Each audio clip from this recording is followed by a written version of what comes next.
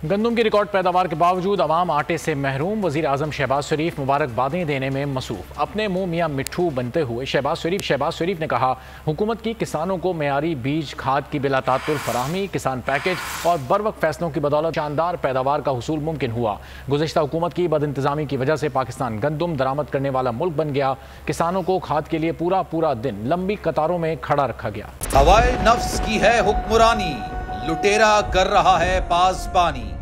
बोल न्यूज के marketing head आकाश राम ताहा लापता, तफ्तीशी इदारे जवाब देने से कासिर। अहले खाना परेशान, बेटे की जुदाई में माँ गम से निढाल। जो बच्चो हिंदू पर आए थे जो पाकिस्तानी, मुझे मेहरबानी करे पंहिंजो आकाश वापस कयो।